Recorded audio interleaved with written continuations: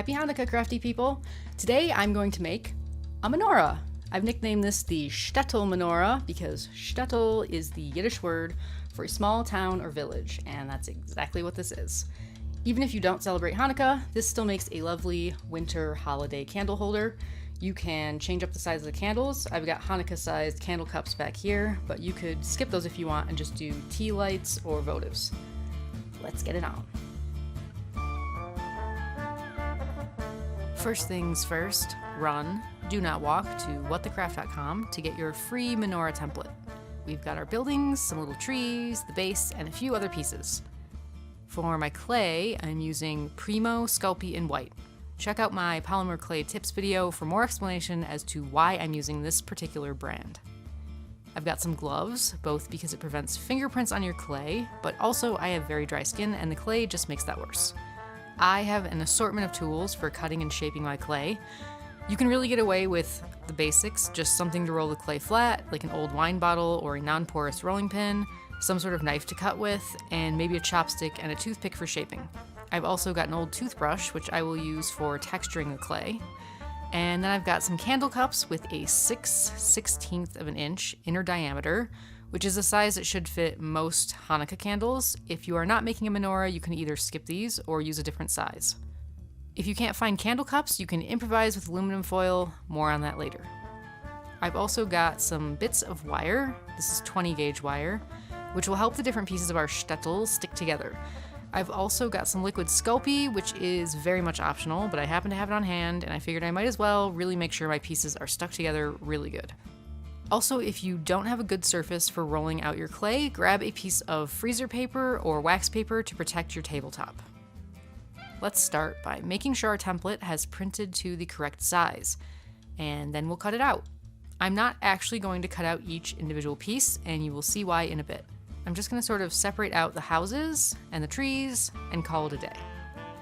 Next, we'll start by conditioning our clay. Again, check my clay tips video for some ways to make this easier, such as using a heat pad to warm up the clay. Then you just smush it around with your hands until it's nice and pliable. Now I'm going to roll this piece of clay flat. This is going to be for the houses, so I want a fairly thin piece of clay. I'm aiming for about 3/16 of an inch, maybe an 1/8 of an inch. And I'm going to use these two pieces of cardboard on either side to help me roll this out into a nice even sheet.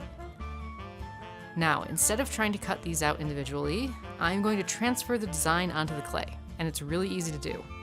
Just trace around the designs with a pencil, making sure you get each little window and door, and then we'll press that into the clay.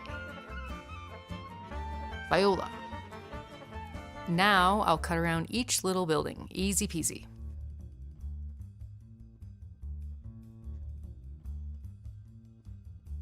For curved lines, I find a really sharp craft knife works well. You can smooth out any imperfections with your tools once you're finished cutting, and save those scraps of clay to roll out for the next batch. Here I've rolled out my clay to the same width, and now I've traced the trees. Again, I'm using my craft knife since the edges of the trees have a slight curve to them.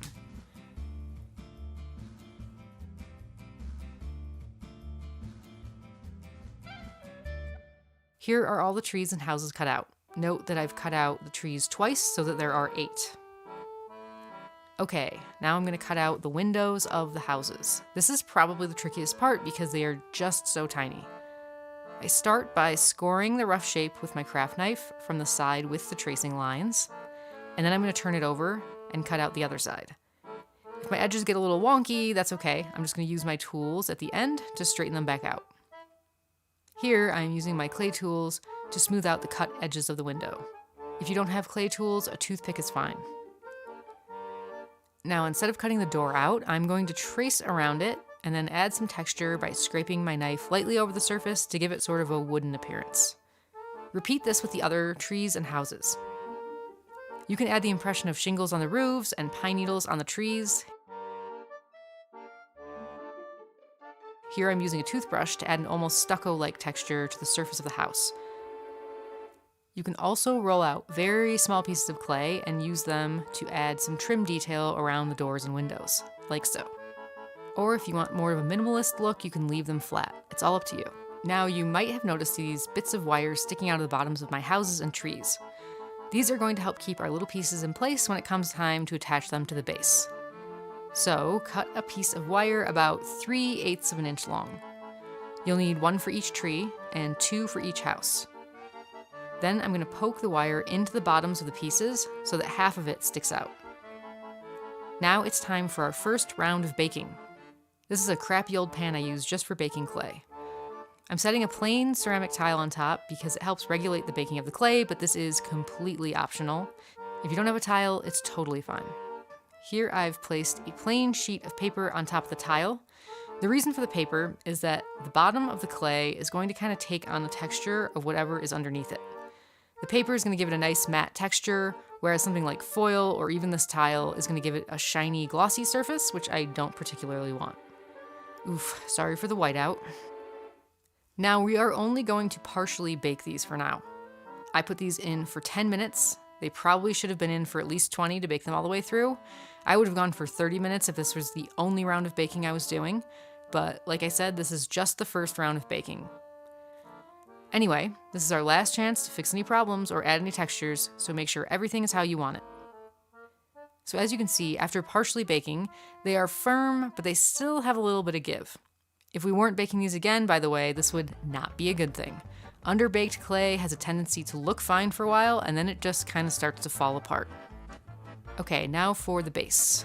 Roll out a piece of clay approximately 1/4 of an inch thick that is large enough to fit the 9 by 2.5 inch base.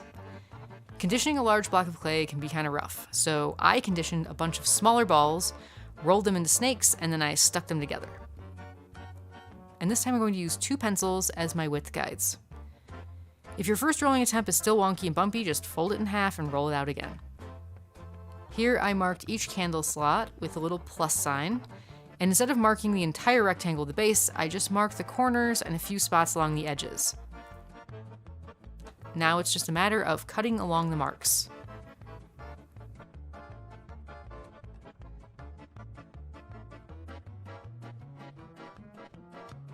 I'm going to use an old plastic drinking straw to cut out the holes for the candle cups.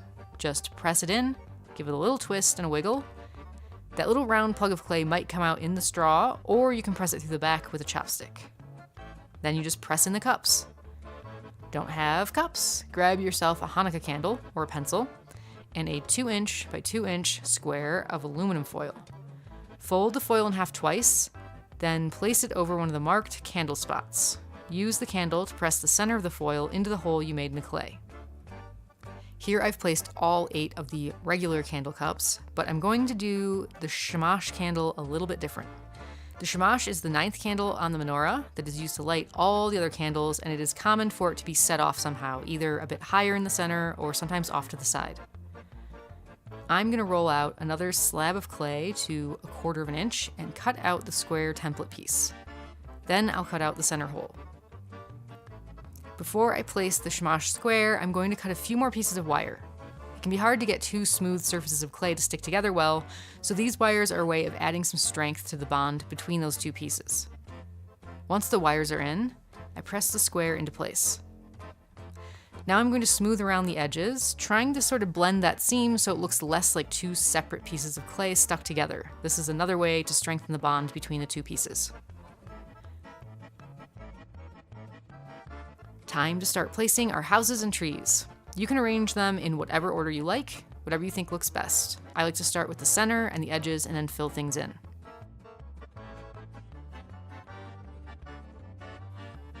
If any of your wire bits happen to be too long, you can trim them. You shouldn't see any wire once your pieces are pressed into the base.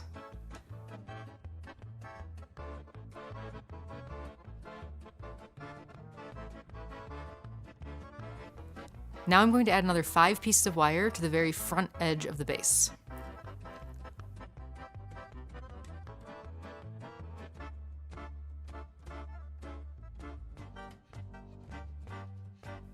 Okay, for a bit of added strength, I'm also going to roll up some tiny snakes of clay and smush them into the backs of the houses and trees where they meet the base. I'm not sure it really needs this, but I was concerned about all these pieces staying vertical, and this should add a little bit of extra strength. and it won't be visible from the front, so it doesn't affect the aesthetics at all. Okay, I have one last piece to roll out, and that is this little front facade that's supposed to sort of look like a snowy hill. I rolled this out a little thicker than the houses, but not quite as thick as the base, and then I'm going to texture it with my toothbrush again to make it look kind of snowish. Here's where I decided to try out the liquid clay. Again, I don't think it needs it, but I had it on hand. So I'll just add that to the front, and then I'll press my little snowy hill into the wires on the base. If it's a little bit long, you can just trim off the end and round it off. Note that I'm not baking on my ceramic tile this time, because this piece was too wide. Okay, before we bake, there is one last thing we need to do. This is important, because I tried baking without it and it was a near disaster. We need to add small reinforcements between the buildings. So, take a few pieces of folded up foil and stuff them gently between the layers. I'm going to also put another layer at the front, and then I'm going to sandwich this whole thing between the back edge of the pan and another smaller pan at the front. And these are going to hopefully keep the trees and houses from going Leaning Tower of Pisa on us. And now we bake. Here we are, all baked up. Since the base is the thickest part, and in particular the stacked section where the middle candle goes, I baked this for 60 minutes. Now if you want to paint your little village now that it's baked, go for it. I'm leaving mine white because I like how it looks like everything is covered in snow. I ended up buying some candles that are not real Hanukkah candles, and I knew that they were going to be too small for these candle cups, but that's okay.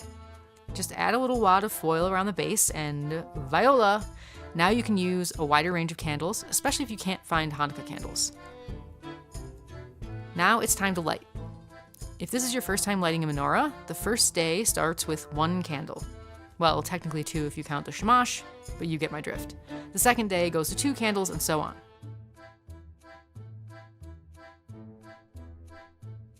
Now, the interesting thing about the menorah is that the candles are going to go in from right to left, but you light them left to right.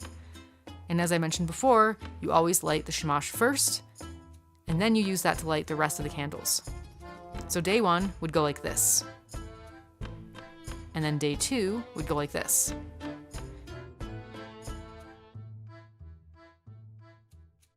And then you just keep adding 1 candle every day, all the way until day 8, when you have a full range of candles lit. That's it. Now it's time to fry up some latkes and jelly donuts. Thank you so much for watching. Don't forget to hit the subscribe button so you won't miss my next tutorial. Leave a comment below and let me know how your project turned out. And be sure to visit whatthecraft.com for more crafty tips, tutorials, and kick-ass sewing patterns.